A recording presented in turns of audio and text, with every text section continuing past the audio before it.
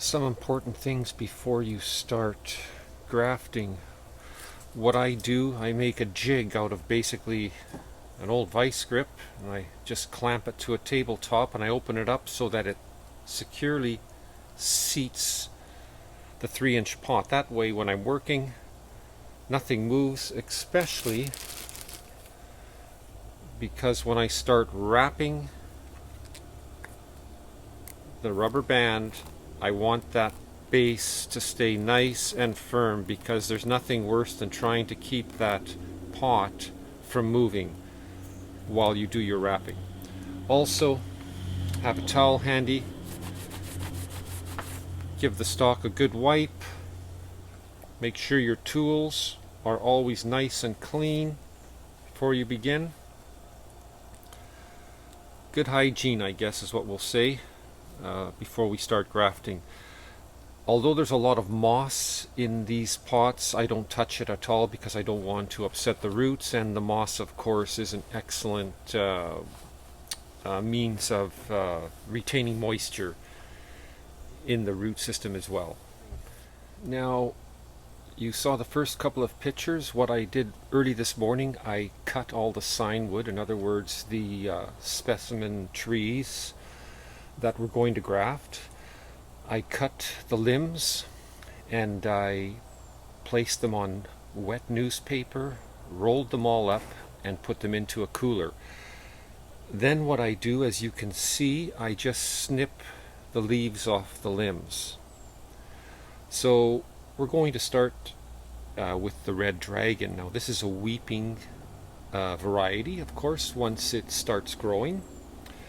And I'll move very slowly here and explain exactly what I'm doing as I attempt to do the first graft of the season here. We're going to cut through that outer bark into the cambium layer, nice and slowly. There we go. Nice clean cut. We'll take our sign wood. Remember, we're just going to make a nice quick draw towards us. Oh, that's a little too sharp. Let's cut that off. Let's go again. There we go. Just going to cut this back. Now we've got a nice 2 bud set. We're going to pop that in there.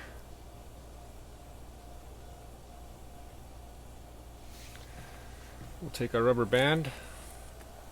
I always use a 6-inch, 1/4-inch length. We'll place it, give a tight, firm wrap. That locks in the bottom, and we'll just work our way up the tree, keeping that even pressure.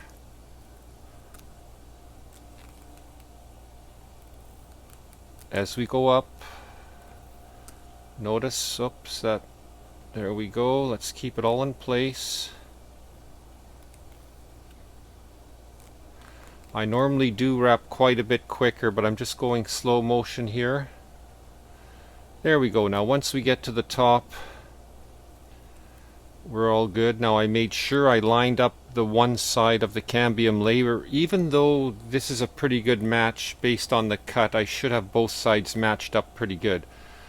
Now when I get to the top here, I'm just going to pull the rubber band and then take it and loop it through. There we go. There's our graft. Wound nice, tight and even. When you look at your rootstock, you know, quite often they're not perfectly straight lined up. As you can see, this one's leaning a bit. A good thing to do is take your sign wood and place it beside your rootstock and see that, you know, it's a fairly good match. And of course, look how you're going to make the cut, because you know, this wood twists and turns as well. Again, we'll do one more cut here. I'm going to make the cut through the outer bark. There we go. Take my sign wood. This bottom part is a little too thick, so let's just nip that off. Now remember, nice smooth. There we go. That's quite long, of course, but we're just going to shorten it up. There we go. Let's take a look. They match up quite nicely. I'm going to cut this top piece off. There's our 2 bud set, which I always like to have. And now let's slide it in. There we go. See, notice I always ensure I have one side matched up, although this is actually a perfect match on both sides. Okay, one more time. Let's take the rubber band, start below, give it that one wrap to lock in the band, and then away we go. Now, it's okay if your graft moves a little bit here and there, because we can just align it as we go up the tree. I'm always keeping pressure on the back of the tree with one finger, because they are fragile. You know, you could snap it if you pull too hard. This one's lining up just perfectly. We'll go right up past the cut. One more wrap. Now, again, I'll take this, pull it, and loop through. There we go. There's our graft. So now we're going to graft a full moon maple. This is actually quite an abundance of sign wood this year. Normally I don't get to graft many of these, but every year conditions change and vary, and certain trees seem to push out new wood more than others. With this really hot, dry weather we've had, the wood can sometimes feel quite woody, not as moist when you're making the cuts, and you'll know right away when you draw your knife down if it feels quite tough, or when you're cutting your sign wood if it doesn't flow smooth. That's just the nature of Mother Nature, so we have to always work with it. This year it's not too bad, even though it's been very dry. I've been watering the rootstock twice a day, morning and night, for over a month now. So here we go. I'll make my cut. Actually, I'm just going to turn this around. There we go. And we'll draw the knife down. That was a nice smooth cut. Match up a nice piece of sign wood. We'll take this. Let's see how this one feels. Oh, that moves real nice and smooth. That's perfect. Okay. Here we go. We're going to drop it in.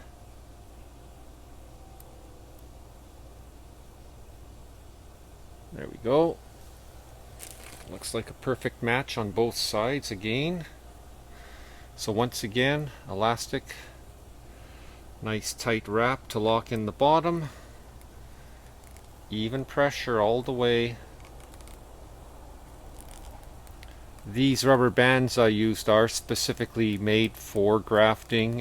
You can look online or through nursery wholesalers. There's a few.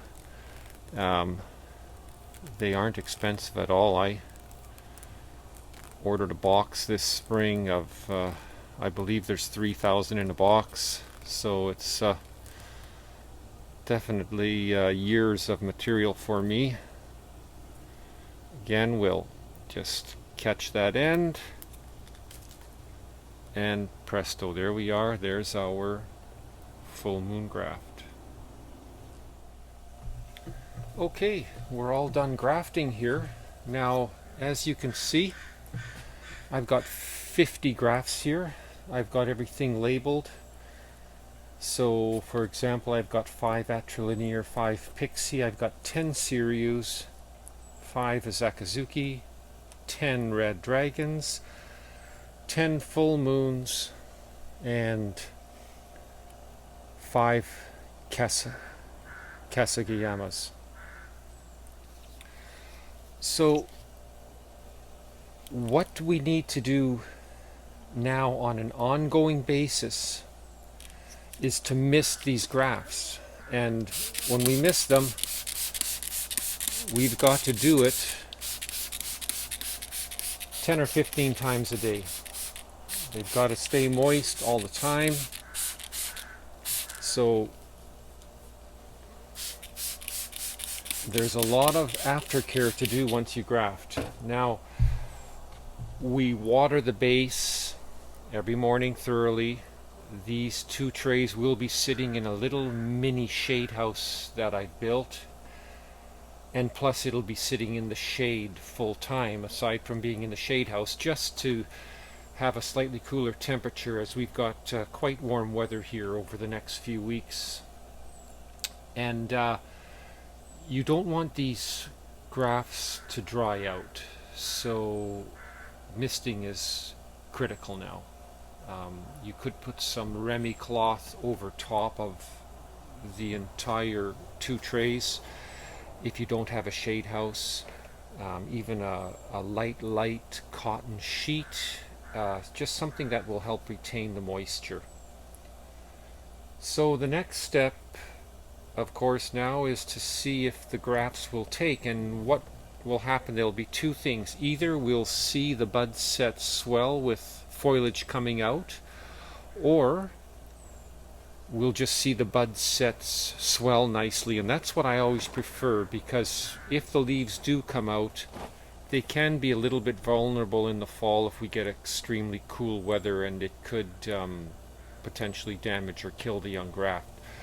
So having a swollen bud set is the optimum, and we'll see that taking place within a couple of weeks.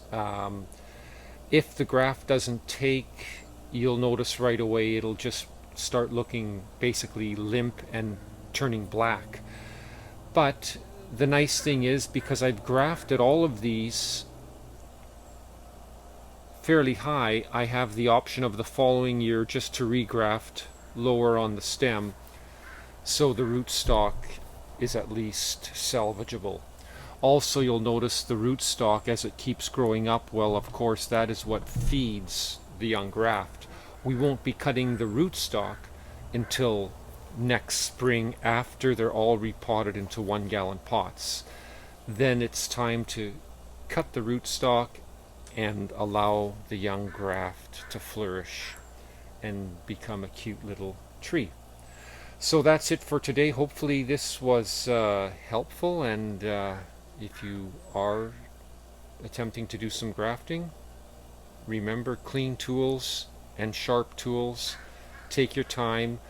Do lots of practice prior to grafting. Get fruit tree wood, anything deciduous with similar caliber stems, and practice your cuts, because once it comes time to grafting, that's it for practicing. Either you make the cut or you have a catastrophic event. So good luck, and that's it for today. Thank you.